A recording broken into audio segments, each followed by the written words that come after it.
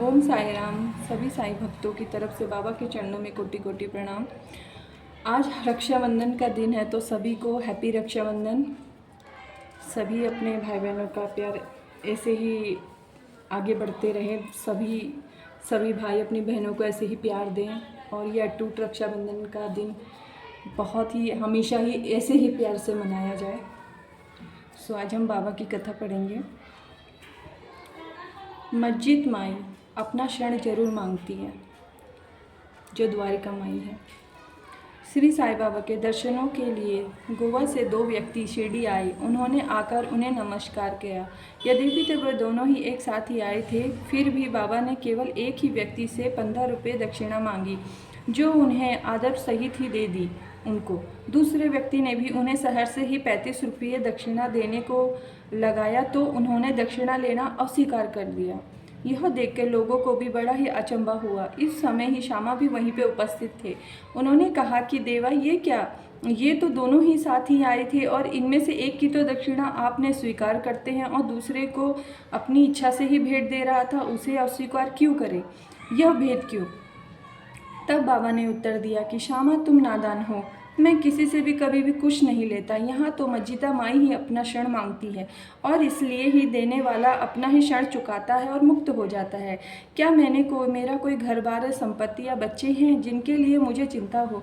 मुझे तो केवल वस्तु की अभिलाषा ही नहीं है।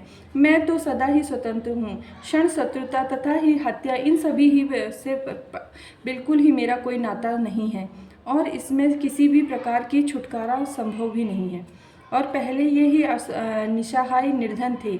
इन्होंने ईश्वर से प्रतिज्ञा की थी कि मुझे नौकरी मिल गई तो मैं यह माह का वेतन तुम्हें अर्पण कर दूंगा। इन्हें 15 रुपये का माहवार की एक नौकरी मिल गई। फिर धीरे धीरे इनका मासिक वेतन 700 हो गया, परंतु स्मृति पाकर भी वे अपना वचन ही भूल गए हैं और उन्हें पूरा ना करने पर भी उन्हें शुभ कार्यों के आरंभ से इन्हें यहाँ तक कि पहुँचने का सौभाग्य मिला है। अतः मैंने इनसे केवल 15 रुपये ही दक्षिणा मांगी, जो इनके पहले वर्ष का वेतन था। साईं ने सुनाई कहानी। अब मैं एक तुम्हें कहानी सुनाता हूँ। समुद्र के किनारे घूमता हुआ मैं एक बड़ी सी हवेली में निकट पहुँच गया और इसके दलान में विश्राम करने लगा।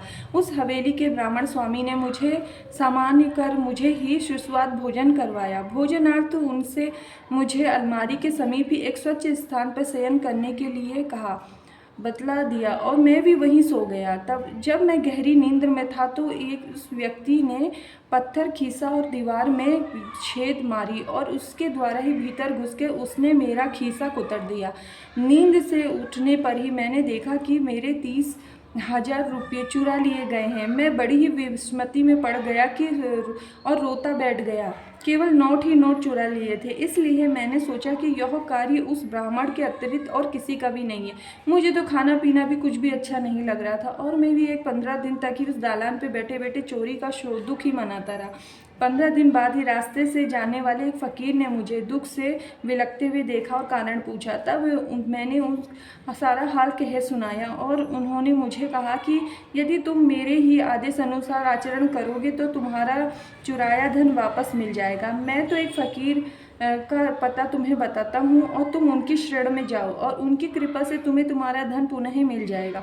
परंतु जब तक ही तुम्हें अपना धन ना वापस मिले, उस समय तक ही चुप अपना ही प्रिय भोजन त्याग दो। मैंने उस फकीर की आज्ञा मान ली और फिर मेरा चोरी किया हुआ धन मिल गया।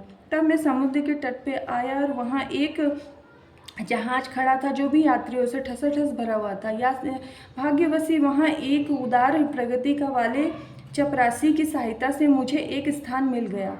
इस प्रकार ही दूसरे किनारे से पहुँचा और वहाँ से मैं रेलगाड़ी में बैठकर मस्जिदा माई आ गया। कहानी खत्म होने पर बाबा ने श्यामा से इन अतिथियों को अपने साथ ले जाने को और भोजन पानी कराने को श्यामा से कहा। तब श्यामा ने उन्हें अपने घर ले गए और उन्हें भोजन कराया। भोजन करते समय श्यामा ने उनसे कहा कि बाबा की कहानी तो बड़ी रहस्यपूर्ण ही होती है, क्योंकि ना तो वे कभी भी समुद्र की ओर ही गए हैं और ना ही उन्हें पास 30,000 रुपये ही थे। उन्होंने ना ही कहीं से यात्रा की और उनकी कोई भी रकम कहीं चुरी भी नहीं है और ना ही वापस आई है। फिर भी श्यामा ने उन लोगों से पूछा कि आप लोगों को क्या कुछ समझ में आया कि इसका अर्थ क्या है। दोनों अतिथियों की आंखों में से अश्रुओं की धारा बहने लगी। उन्होंने रोते रोते कहा कि बाबा तो सर्वव्यापी और अंतर्यामी ब्रह्मवादी हैं। जो भी कहानी उन्होंने कही है वह बिल्कुल हमारी ही कहानी है। भोजन के पश्चात दोनों ने अपनी आप बीती बताई। ऐसे थे हमारे साईनाथ, सब पहले ही जान जाते थे। ठीक है, आगे बढ़ते हैं। हुक्का चिलम, बाबा जो हुक्का पीते हैं ना, जो उनको फेवरेट है, वो देखिए। बाबा के हुक्के के बारे में कहा गया है। लेना जी महाराज हुक्का भर लायो, दीन के दयालु साई रहम सुनायो। मन की चिलम भरिए तन का तंबाकू, ज्ञान अंगारा सुलगाओ। निगुण दया सरगुण के नेचा, प्रेम जल पे भरियो। भाव भगत के तुम ही प्यारे, आनंद खूब रंग उड़ायो। तो बोलो ओम साई राम। सबको रक्षाबंधन की फिर से बधाई हो। सो फिर सदगुरु साईनाथ के चरणों में हमारा कोटि कोटि प्रणाम प्रभु। सब आपके जो भी साईं भक्त हैं आप उन पे करुणा बरसाइएगा, और जो आपके भक्त नहीं है उन पे भी प्रेम करुणा बरसाइएगा, उनको सही मार्ग दिखाइएगा प्रभु। ओम श्री सदगुरु साईनाथ महाराज जी की जय हो।